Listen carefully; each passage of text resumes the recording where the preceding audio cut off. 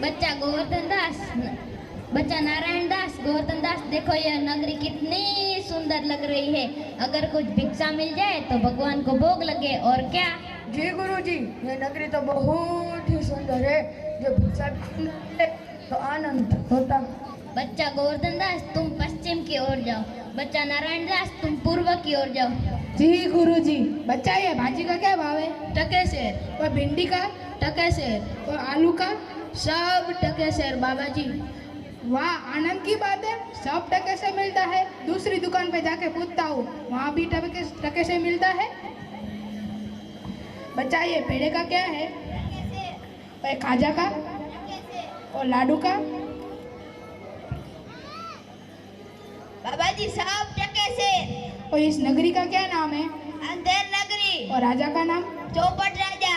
वाह वाह, अंधेरी नगरी, चौपट राजा, टके से भाजी, टके से खाजा। बाबा जी कुछ लेना हो तो ले लो।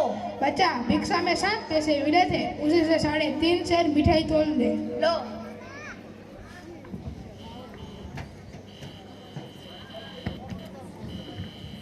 प्रणाम गुरुजी।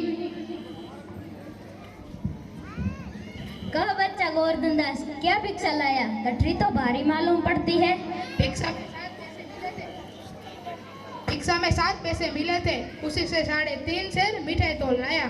मुझे नारायण दास ने भी कहा था कि यहाँ सब चीजें टके सेर मिलती है, लेकिन मैंने उसकी बात पर विश्वास नहीं किया।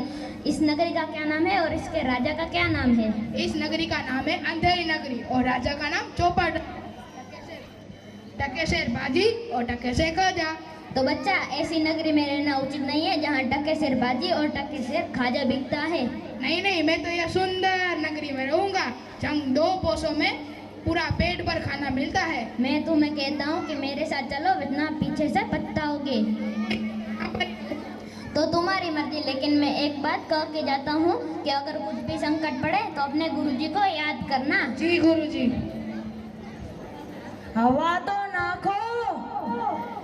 दुहाई महाराज, दुहाई। कौन चिल्ला रहा है? उसे बुलाओ तो।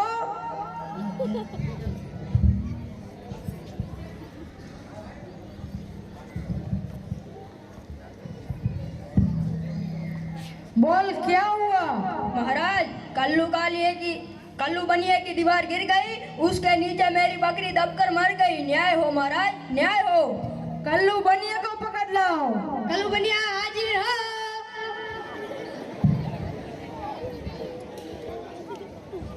क्यों कल्लू बनिया, तूने कैसी दीवार बनवाई थी कि वो गिर गई और बकरी दबकर मर गई? महाराज, मेरा कोई दोष नहीं। कारीगर ने दीवाली ऐसी बनाई कि दीवार गिर पड़ी। इससे जाने दो और कारीगर को पकड़ लाओ। कारीगर हाजिर हो।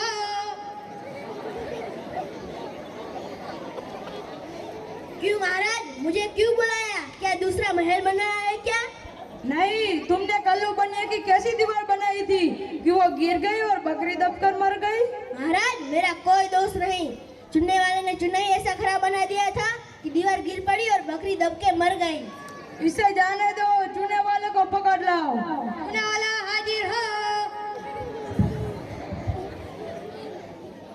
क्यों चुने वाले, तूने चुना कैसा बनाया था कि दीवार गिर गई और बकरी दबकर मर गई? महाराज जी, मेरा कोई दोष नहीं है। मिस्त्री ने चूने में ज्यादा पानी डाल दिया होगा, इसीलिए चूना कमजोर हो गया। इसे जाने दो और मिस्त्री को पकड़ लाओ। मिस्त्री हाजिर हो।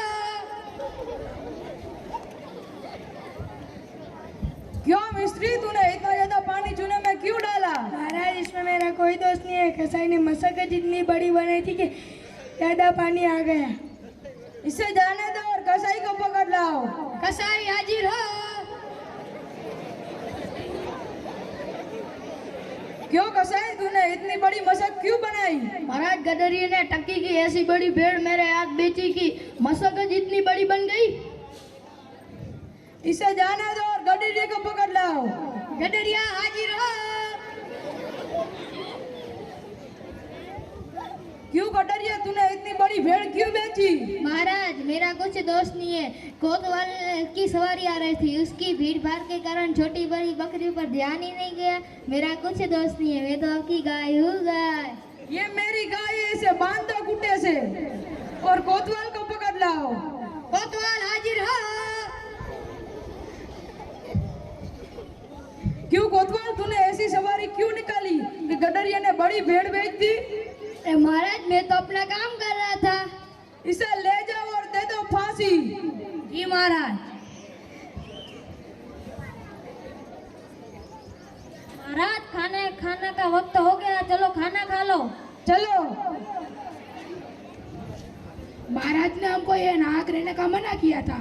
माना कि देश बहुत बुरा है, पर मेरा क्या, मुझे तो अपने पेट से मतलब।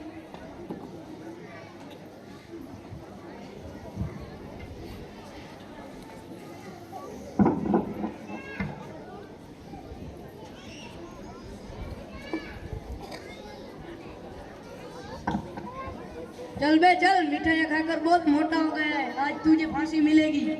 है ये आफत कहाँ से आ गई है भाई? मैंने तुम्हारा क्या बिगाड़ा है जो मुझे फांसी पर चढ़ाते हो? अब बड़े गोल मटोले इसलिए फांसी मिलेंगी। हैं गोल मोटा लेने पर फांसी? ये क्या कहना है जो मुझे फांसी पर चढ़ाते हो? जब फांसी पर चढ़ जाएगा तब मालूम आएगा। फांसी है क्या मजाक? मैं तो नहीं चलने वाला। क्या घसीट कर ले जाए? हुआ ही परमेश्वर की। हे राम, मैंने तुम्हारा क्या बिगाड़ा है जो मुझे फांसी पर चढ़ाते हो? बात यह है कि कल हमारे राज्य में किसी की बकरी मर गई थी, इसलिए आपको फांसी होगी, क्योंकि आप मोटे हो। क्योंकि बकरी मरने के अपराध में किसी न किसी को फांसी होना जरूरी है, नहीं तो न्याय नहीं होगा। मैं तो नहीं चलने वाला, ये पूरा गांव है, उसमें से ढूंढ लो। चल रहा है या घसीट कर ले जाए? मैं नहीं चलने वाला। बचाओ गुरुजी बचाओ, बचाओ गुरुजी बचाओ, बचाओ गुरुजी बचाओ, बचाओ गुरुजी बचाओ, बचाओ गुरुजी बचाओ, बचाओ गुरुजी। अरे बच्चा गोवर्धन दास, तेरी यह क्या दशा हो गई? राज्य में बकरी दब कर मर गई, उसे मैं अपराध माना जाता हूँ, इसीलिए मुझे फांसी दी जा रही है। मैंने तुमसे पहले ही कहा था कि ऐसी नगरी में रहना उचित नहीं है, लेकिन तुमने मेरी बात नहीं मानी।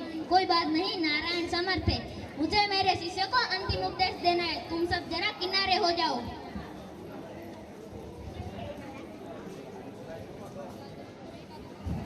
नहीं, ऐसा है तो मैं फांसी पर चढ़ूंगा। नहीं, मैं फांसी पर चढ़ूंगा।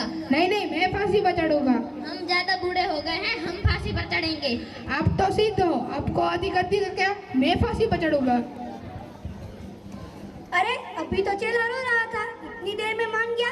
कुछ तो गड़बड़ है, राजा को जाकर बताना पड़ेगा।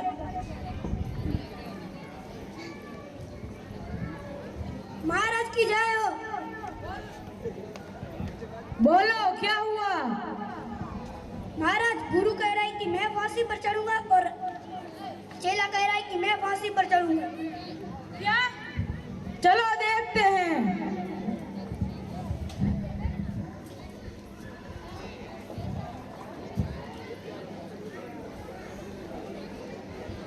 प्रणाम साधु जी। प्रणाम। आप क्यों फांसी पर चढ़ना चाहते हैं? अभी ऐसा समय है कि जो भी फांसी पर चढ़ेगा उसको स्वर्ग मिलेगा और अगले जन्म में इससे भी 4 गुना ज्यादा राज्य मिलेगा। तब तो हम मंत्री, हम फांसी पे चढ़ेंगे। हमारे वजह से ये दीवार गिरी है, हम फांसी पे चढ़ेंगे। नहीं, हमको हुकुम है, हम फांसी पर चढ़ेंगे। चुप चुप चुप, सब लोग चुप हो जाओ। राजा के जीते जी कौन स्वर्ग में जा सकता है? जल्दी फांसी की तैयारी करो। क्या हुकुम?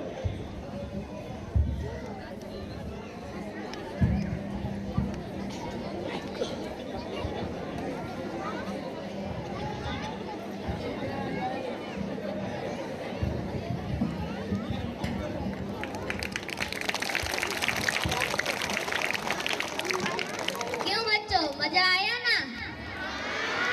तो ये नाटक में से हमें सीख मिलती है कि लालच कभी भी नहीं करनी चाहिए और जो सबसे अच्छा लीडर हो उसकी छत्रछाया में पूरा जीवन बिताना चाहिए। बोलो भारत माता की। अंधेर नगरी चौपट राजा, अंधेर नगरी चौपट राजा, जिस मोल भाजी उस मोल खाजा, उस मोल खाजा हो। अंधेर नगरी चौपट राजा, अंधेर नगरी चौपट राजा।